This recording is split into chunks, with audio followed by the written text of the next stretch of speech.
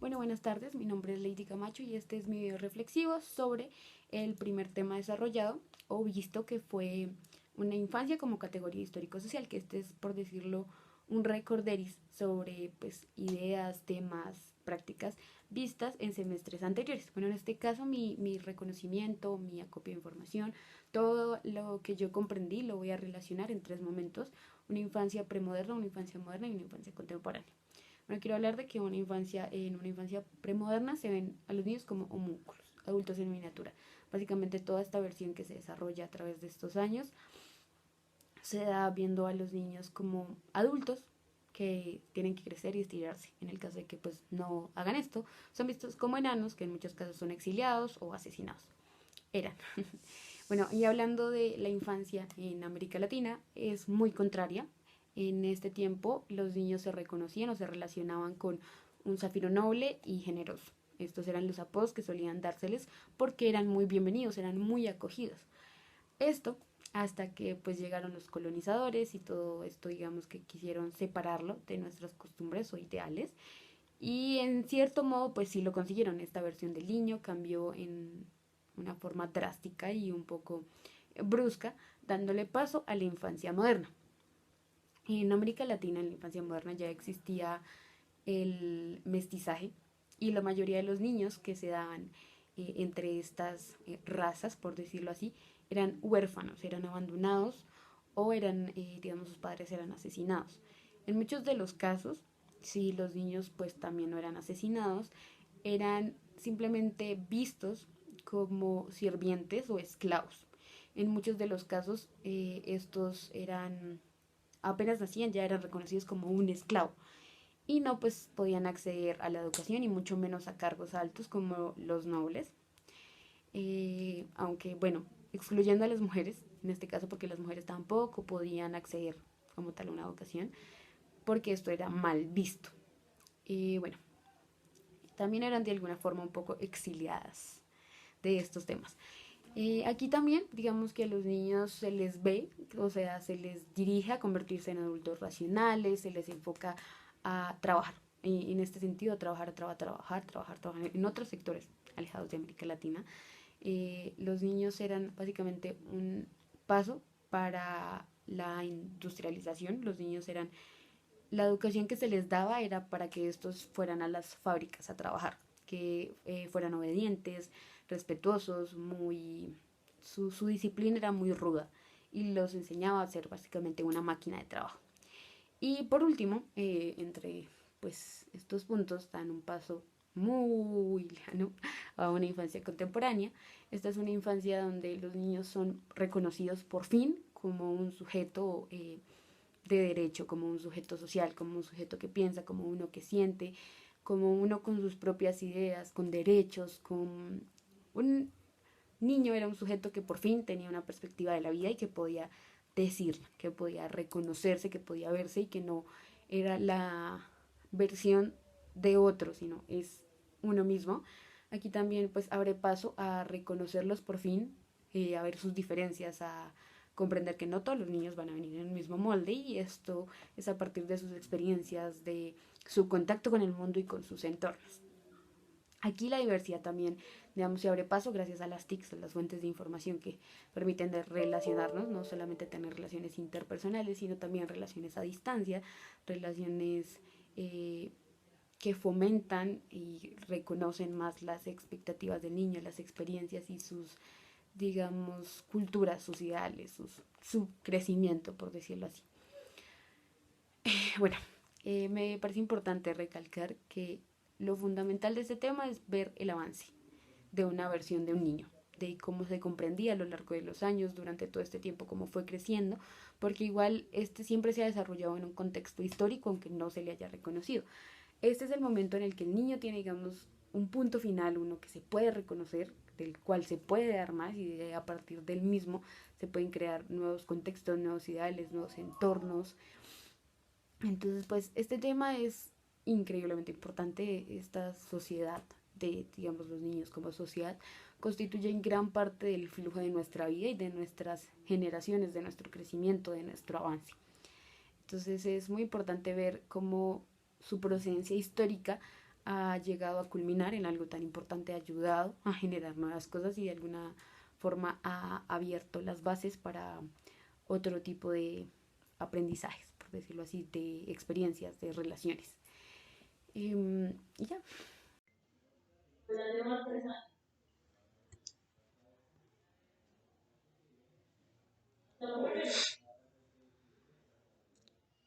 Bueno, para agregar un poco de información sobre el primer tema visto en clase fue que fue como una recopilación de la concepción que se tenía, de la concepción histórica que se tiene de los niños.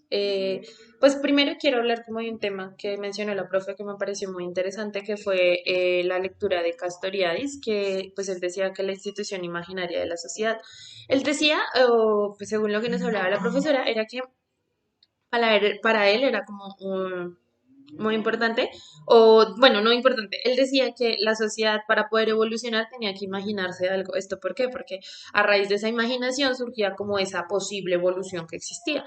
Él decía que esa imaginación era como la asimilaba como al magma, que es como lo que, por lo, digamos, la lava de un volcán, ¿sí? El material se llama magma, entonces él decía que, digamos, haciendo una comparación, una metáfora con el magma, él decía que el magma, a medida que iba pasando, o digamos por donde iba pasando, iba dejando rastro y aparte de eso, iba generando cambios en ese ecosistema en el que el magma pasaba. Entonces, si pasaba por un bosque, entonces ese bosque se quemaba, las especies cambiaban, así como podría que murieran algunas especies, también surgían y revivían otras. Para él nos decía que las instituciones no estaban dadas de una vez y para siempre, sino que por el contrario eran procesos. También decía que las significaciones imaginarias que componían requerían de uso y refrenamiento en los discursos y las prácticas y los rituales. Y todo eso hacía que se ponían en fuego, perdón, en juego una tensión constante. Y bueno, además también quiero agregar que, por ejemplo, hablando sobre el campo de estudio de la infancia, que no lo mencionaba la profesora, que también me parece interesante, es ver cómo, eh, que bueno, que primero se considera un campo de estudio de carácter interdisciplinar y tenía una construcción histórico-social. ¿Esto por qué? Porque tanto psicólogos, doctores, antropólogos, bueno, muchísimas profesiones algo de esas profesiones podían ayudar a intervenir en la construcción el niño como sujeto infantil. Y históricos sociales, porque a través de la historia la concepción o el concepto que se tiene de niños y niñas ha ido evolucionando. Considero yo que para bien, aunque hoy en día todavía nos falta mucho, pues como sabemos, en las, digamos, etapas antiguas, al niño lo consideraban como un ser por ejemplo, hubo un tiempo que los veían como mini adultos. También se consideraban como, por ejemplo, cuando nacían chicos con algún tipo de discapacidad o enfermedad, lo que hacían era ponerlos a la intemperie para ver si sobrevivían. Y si nacían sin discapacidad, pero entonces, por ejemplo, con algún tipo de color de piel diferente o algún aspecto que lo diferenciara de su familia, lo que hacían era que los ponían como una evaluación que hacían unas personas y ellas personas los bañaban en vino y les hacían como algún tipo de prueba a un bebé, o sea, alguien que todavía no tiene como concepción del mundo, no tiene como eh, conciencia del mundo. Entonces, pues como se sabe a través de la historia, este concepto ha cambiado y cada vez se les da más importancia a los niños y a esa etapa como tal, ya que, como sabemos, hoy en día hay muchos estudios que comprueban que la etapa de la infancia, o sea, los primeros años de vida construyen a la persona, ¿sí?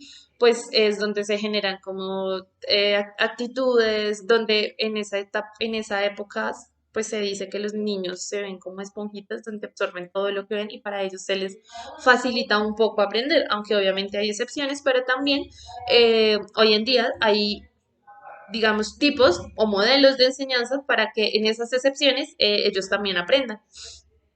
También decía que este término de infancia ha tenido fronteras epistémicas, lo que quiere decir que, por ejemplo, hoy en día ya no se habla de una infancia y que todos viven esa infancia, sino que los niños pueden variar, digamos, el tipo, o no el tipo de infancia, sino que todos viven infancias diferentes, dependiendo la cultura, la región, digamos, la cantidad de familiares, si tiene hermanos, si no, su aspecto físico, digamos, depende mucho la infancia que tenga esa persona, de acuerdo a su contexto, su cultura, su región, inclusive hay veces hasta su gastronomía. Bueno, y por último, quiero hablar sobre mi autoevaluación, sobre mi reconocimiento, sobre mis aprendizajes a partir de este tema y son buenos en una forma cualitativa. Comprendí, yo tenía ciertos temas o ideas previas que me dieron paso a comprender en gran magnitud cada una de las épocas o de los cimientos que se iban formando. Y asimismo, en una forma cuantitativa, yo la valoraría en un 4 o 5 porque es un aprendizaje que se da y que de alguna forma ya hay algo previo que me permite fundamentarlo. Pero pues asimismo se puede evidenciar el aprendizaje a lo largo de los conocimientos que he presentado, puede que sean, digamos, en un tiempo un poco corto, pero se comprenden, se asimilan. Creo que eso es parte de un buen aprendizaje, comprenderlos, poder relacionarnos y, digamos, ejemplificarlos. Entonces, pues ya, creo que eso sería. Muchísimas gracias por ver este video y ya, hasta luego.